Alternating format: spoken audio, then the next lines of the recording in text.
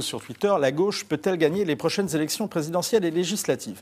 Si on pose la question, c'est qu'il y a 3 éléments qu'on vous partage. D'abord, les victoires enregistrées par la gauche au régional, en métropole et en outre-mer. Vous avez pu le voir dans le Figaro ce matin, il y a 8 super régions qui sont détenues par la gauche, 7 par la droite. Alors effectivement, il faut compter les outre-mer en plus. Les 3 régions d'outre-mer. Ensuite, il y a une autre image dimanche soir où malgré la défaite, on a vu l'écologiste Bayou, l'insoumise Autain et la socialiste Pulvar tout sourire, applaudissant, main dans la main, célébrer l'unité retrouvée. Et enfin, il y a cet échange à 24 heures d'intervalle entre Dominique Régnier qui dit que le pays se droitise et la réplique ce matin d'Alaminck. Je vous propose d'écouter cet échange chez Sonia Mabrouk.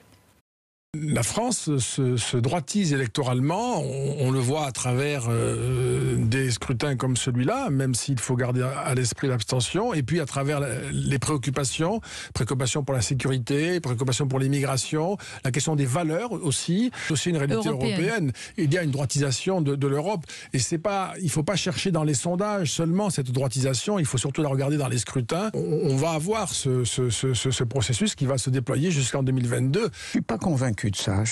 La preuve en est que la gauche fait un score considérable et c'est pas une gauche droitisée, c'est une gauche racialisée, certes pour une part, mais pas droitisée. Je crois qu'en réalité, il faut revoir la scène telle qu'elle était au départ. On ne saura pas quelle était la scène au départ, on était un petit peu plus loin. Mais en tous les cas, vous aimeriez partager le point de vue d'Alaminck Et moi, j'ai toujours pensé que le clivage droite-gauche, comme on dit, était le seul qui structure vraiment la vie politique. Il y a des questions transversales l'Europe, comme la question de l'ouverture des frontières ou de la fermeture, qui divisent les deux camps. Mais il reste quand même deux camps. Et toutes les démocraties, pratiquement, sont toujours structurées comme ça. Donc à partir du moment où la droite se requinque, la droite a gagné cette élection, c'est vrai ça, en face, il y a une gauche. Et quand on regarde les voix qui se sont exprimées, alors il faut toujours être prudent, il y a beaucoup d'abstention, on l'a bien compris. Enfin, ceux qui sont exprimés, la gauche, c'est le deuxième ensemble, le deuxième parti, parce qu'il y a plusieurs partis, mais c'est le deuxième ensemble, avec beaucoup de voix, finalement, c'est pas mal. Et le simple fait que vous posiez la question montre que ça commence à changer. Comment vous interprétez cette performance? Est-ce que c'est une résistance, c'est finalement un retour finalement à... Je pense qu'on a sous-estimé pendant cette campagne la question sociale. On a parlé beaucoup de sécurité, beaucoup d'immigration, c'est normal qu'on en parle, surtout sur les de droite, mais en plus c'est des vrais problèmes, mais on a complètement oublié les salaires, le chômage, l'emploi, etc. Enfin, on en parlait un peu, mais c'était... Or, ces questions-là préoccupent les gens. Et ce sont des questions sur lesquelles la gauche a tort ou a raison. Pour l'instant, je ne fais pas de la propagande, là, mais où la gauche dit des choses, où historiquement, c'est quand même ces thèmes de prédilection. Et ces thèmes-là sont importants. De la même manière, chacun a compris que la crise climatique était grave, était importante. La gauche propose des solutions. La crise démocratique, c'est la même chose. La gauche propose, il y en a qui proposent de changer de république, comme la France insoumise, d'autres qui proposent des réformes de revalorisation du Parlement, d'intervention des citoyens dans la vie politique, entre les élections. Tout ça existe. Tout ça, ce sont des choses dont on peut débattre et qui sont intéressantes, d'ailleurs. Ok, Laurent, mais est-ce que ça signifie que la gauche remonte de façon à ce que vous pouvez espérer gagner les prochains scrutins? C'est pas entièrement exclu. Pas entièrement exclu. Si vous avez... Parce que qui peut gagner? Alors, je ne vais pas vous dire des noms, mais simplement, on le voit dans cette élection-là. Qui a vraiment gagné? C'est les socialistes. Ils ont gagné ils ont gardé leurs 5 régions. On dit, oui, mais ils étaient sortants. Oui, mais jusqu'à présent, on disait que les sortants, il fallait les sortir. Donc c'était plutôt un handicap d'être sortant. Regardez Alain Rousset, c'est son 5e mandat. Il a été élu dans un fauteuil. Donc ça veut dire que les gens les ont vus à l'œuvre et considèrent qu'ils font bien leur travail. Et donc ils les ont réélus.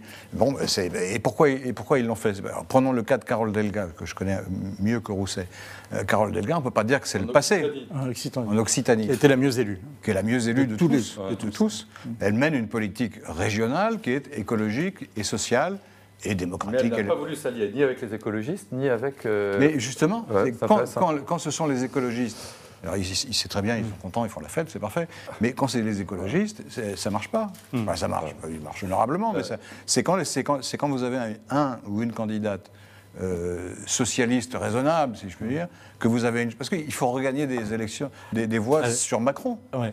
Hein, c'est avec des civils qu'on fait des militaires. Donc il faut prendre des voix à Macron. Alors je donne la parole au général Brézé. Parle trop. Non. Pas du tout. Moi, je pense qu'on est un peu en train de redécouvrir la Lune. Il reste une gauche, une droite et une gauche dans ce pays. C'est évident. Ça fait 2 siècles et demi que ce concept, dont moi je crois, comme Laurent, qui structure, au-delà de structurer de façon organique, il structure de façon... comment dire, ils nourrissent le débat démocratique, ils sont nécessaires au débat démocratique. Que la droite existe et que la gauche existe, on est en train de le redécouvrir. Après, une fois qu'on a dit ça, on n'a pas tout dit. C'est-à-dire qu'il faut regarder le niveau de l'un et de l'autre. Et malgré tout, là, je rejoins Régnier. Si Dominique Régnier, le politologue de la Fondapol, si on regarde depuis une dizaine d'années, une quinzaine d'années, le rapport de force entre... Il reste une gauche, oui, bien sûr, il reste une gauche. Mais le rapport de force entre la gauche est en train d'évoluer fortement et assez rapidement en France, comme dans le reste de l'Europe, en faveur de la droite. Ça ne veut pas dire qu'il y a qu'une gauche, ça veut dire qu'il y a une gauche qui peut, ici ou là, atteindre 30 ou 40%. Et avec, oui, avec 30 ou 40%, c'est beaucoup. Attendez, laissez-moi finir. Après, vous avez la certitude du mode de scrutin. Laissez-moi finir. 30 ou 40% dans une régionale, à la proportionnelle, où il y a des triangulaires, des quadrangulaires, on gagne 30 ou 40%. Mais autrefois, en gros, le rapport de force droite-gauche, c'était 50-50. 45-55. Alors mettons 45-55. Mais c'est vrai que la gauche est affaiblie, bien sûr. Mais d'ailleurs, intuitivement, on le sent bien. On sent bien que la bataille à 3 se joue entre de l'extrême droite, de la droite, et un Macron qui est au centre. Alors les indices centre-droit, centre-gauche, disons au centre. Donc la bataille, c'est extrême droite, droite, centre aujourd'hui. Donc on sent bien qu'il y a 3 quarts qui ne sont pas de gauche, et puis un quart qui est de gauche. Grosso modo, peut-être un tiers. Allez. Mais par rapport à ce qu'a été ce pays, c'est un recul de la gauche. Et j'ajouterais, et c'est là où j'ai un sérieux bémol par rapport à ce que dit Laurent en disant cette gauche pourrait accéder à la présidentielle, au second tour présidentiel, je dirais oui, si elle était unie. Si ce tiers était uni. Le problème, c'est que ce tiers est lui-même divisé en 3 morceaux de 10%. 3 morceaux qui se... Pour l'instant. Alors aujourd'hui, il l'est. Et aujourd'hui, vous avez raison. Et ces 3 morceaux sont, comment dire, c'est pas comme la droite, je ne veux pas dire que du tout la droite de Wagner, etc., mais la droite, malgré tout, entre Pécresse, Bertrand, Wauquiez, il y a des nuances. Même ils ne sont pas exactement dans le même parti, puisqu'il y en a 2 qui sont partis de ce parti. Enfin, c'est la même famille politique, et à 80%, ils pensent les mêmes choses. Aujourd'hui, entre les 3 morceaux de la gauche, le morceau socialiste, le morceau écolo et le morceau mélenchono-communiste, il y a des divergences considérables, des oppositions d'appareils. D'abord, c'est des machines électorales qui se combattent. Et puis, doctrinalement, on ne pense pas la même chose sur l'islam, sur le... Ah, à gauche, pas à ce point-là. Entre les socialistes et les communistes, il y avait des différences de degrés. C'est dû à mon grand âge, mais souvenez-vous des rapports avec les communistes. Qui défendaient la dictature du prolétariat, qui défendaient l'URSS, qui était composé souvent de militants staliniens, de fraîche date. Mitterrand réussissent à réunifier tout ça et à bouffer les communistes. Oui, bon, justement, c'est là où je voulais en venir. Alors maintenant, il vous faut votre Mitterrand. Mais ce Mitterrand-là, il ne devra pas se contenter de fusionner des gens qui ne sont pas d'accord sur l'appropriation collective des moyens de production. Ça va être sur l'islam, ça va être sur la République, ça va être sur la croissance ou la décroissance, ça va être sur le nucléaire ou pas le nucléaire. Enfin, les thèmes d'opposition, comment dire, c'est pas médiocre. C'est-à-dire qu'il y a une vision du monde écolo qui n'est vraiment pas la même vision que la vision des écolos. Oui, de la vision social-démocrate. Les insoumis qui sont islamo-gauchistes, racialistes, ont absolument rien à voir avec la gauche républicaine qui est proche de Manuel Valls. Donc là, c'est vraiment très, très, très... Je ne vous dis pas que c'est intellectuellement impossible, mais ça me paraît hors de vue pour ce coup-ci. Voilà. C'est vrai, Alexis a raison, s'il y a 3 parts égales. Là, il faut s'unir. Mais c'est difficile, vu qu'il y a ces divergences qu'on vient d'évoquer. Elles sont vraies. Mais ça veut dire que ces parts vont rester égales, mais ce n'est pas sûr. On dit qu'il faut s'unir pour gagner. Mais la gauche n'a pas forcément gagné quand elle était unie. Non, mais ça, je suis d'accord. La droite non plus, Mitterrand, il a gagné avec le PC pratiquement contre lui. Hollande, il a gagné, il y avait plusieurs candidats de gauche. Mais il faut qu'il y en ait un qui arrive au second tour. À 3 fois 10, on n'arrive pas au second tour. À 1 à 20 et l'autre à 10, on peut se dire qu'on y arrive. Il faut qu'il y en ait un ou une qui perce. Ouais. Voilà. Et à mon avis, ça peut pas être. Alors, je vais être clair. Ça peut pas être LFI, et même les écolos, ça marche pas. C'est toute la bataille. Les écolos prétendent être au milieu. Ça n'est pas ce que je vois dans le scrutin. Dans le scrutin, on voit deux choses qui peuvent apporter de l'eau au moulin et des uns et des autres. Les socialistes peuvent dire on a gagné les régions, c'est vrai, et les écolos peuvent dire c'est nous qui avons progressé, et c'est vrai aussi.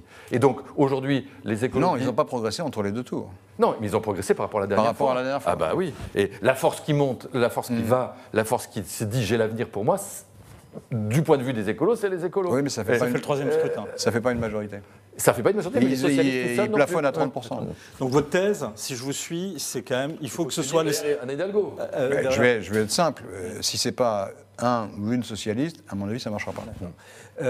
Et une socialiste qui soit écolo compatible. Oui, il faut. Oui, mais tout le monde, même la droite, dit qu'elle est écolo. Alors, oui, maintenant, tout le monde dit ça. Est-ce que, justement, on n'a pas vu un autre phénomène qui m'a frappé, c'est les résultats, enfin, ce qui s'est passé en Ile-de-France, donc cette union, alors, effectivement, derrière Julien Bayou, et cette prise d'opposition à la fois de Jean-Paul Huchon, de Manuel Valls, qui, eux, ont carrément... C'est pas la preuve qu'il y a vraiment ces fameux deux gauches irréconciliables et qui mettent un plafond de verre. Oui, mais c'est quand même bizarre de parler de gauche irréconciliable alors qu'ils étaient unis.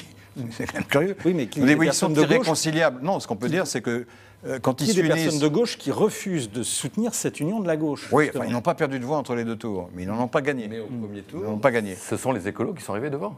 Oui, d'un point. Ah ben oui, mais vous dites il ne faudrait surtout pas que tout le monde soit à égalité. Or, le problème en Ile-de-France, c'est que c'est Bayou 12, Pulvar 11, Autain 10. Oui, ils sont trois parties égales. Si le schéma d'Île-de-France se répercute, c'est perdu. C'est perdu, on est d'accord.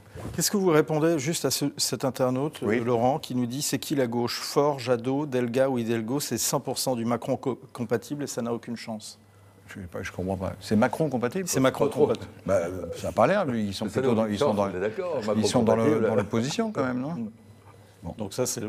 Et après, si l'un de ces personnages, et à mon avis, ça ne peut être qu'un ou une socialiste, se détache, ça change les choses. Mais bon, c'est vrai qu'on en est loin, c'est difficile. Je reconnais que il y a très peu de chance. Sur le papier, alors les internautes vont me maudire, mais je le dis quand même, sur le papier, une Anne Hidalgo qui est socialiste et qui est écolo-compatible, on peut se dire... Pourquoi pas? Le problème, c'est que ça fait un an qu'on dit ça, un an qu'elle est au rase-moquette dans les sondages, mais elle ne fallait pas candidate pour l'instant. D'accord. Et que ça ne se passe pas très bien, et que dans l'opinion ça ne prend pas, que les rapports avec les écolos ne sont pas si bons que ça, et que les rapports avec les mélenchonistes sont désastreux. Oui. Donc, quand ils sont bons, ça fait perdre des voix. Je suis d'accord, mais j'aurais envie de dire que sur le papier, c'est envisageable, mais dans la réalité, ça ne marche pas. Or, pour l'instant, ça ne marche pas. Bien sûr, c'est elle qui est qui sur le papier, si on est à l'extérieur, comme je le suis, on pourrait dire, après tout, elle est socialiste, elle est un peu écolo. Bon, j'attends avec impatience. Mais en tout cas, je pense que les internautes préféreront vous entendre dire Anne Hidalgo a peut-être une chance et qu'à la fin, elle ne gagne pas, plutôt que dire elle n'a pas de chance et qu'à la fin, elle gagne. Donc,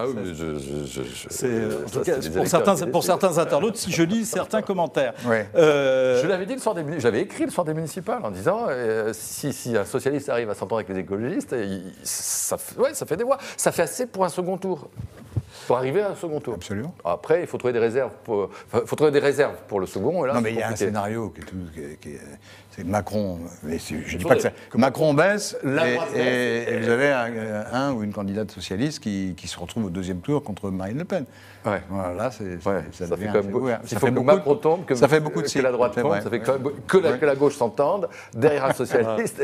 Mais il n'est pas nécessaire d'espérer pour entreprendre. On mettra pareil en bouteille, mais vous, on a compris que ça sera le label et le millésime, ça sera Hidalgo, si on vous suit, Laurent. La gauche peut-elle gagner les élections présidentielles et législatives? Alors, vous pronostiquez un non à 82%. Valentin nous dit « Je pense que la gauche ne gagnera pas car les Français sont, selon moi, beaucoup préoccupés par des questions de sécurité dont la droite semble beaucoup mieux, auxquelles la droite semble mieux répondre. Volpazu, unité retrouvée, mais pour combien de temps ?» François nous dit « Malheureusement, non. Trop de divisions inutiles, pas assez de choses en commun. » Et Cariudo dit « Il faudrait déjà qu'ils s'accordent pour trouver un candidat parce que séparément, chacun des partis de gauche peine à atteindre les 10%. Merci pour l'instant. Pour vos contributions. Merci pour ces analyses. Pas désespérer, Laurent Geoffrin. Mais il en faut beaucoup pour me désespérer. Oui. Merci beaucoup en tout cas d'avoir analysé, commenté, débattu autour de ces questions. Vous restez avec nous sur Figaro Live. Dans une heure environ, un peu plus d'une heure, vous aurez les victoires de la croissance durable. 5 pitchs de 5 entrepreneurs qui viendront justement présenter leurs projets. Et un jury leur accordera le prix de la croissance durable. Événement à suivre sur Figaro Live. Merci beaucoup. On se retrouve demain, même heure, même endroit, avec Guillaume Roquette. À très vite.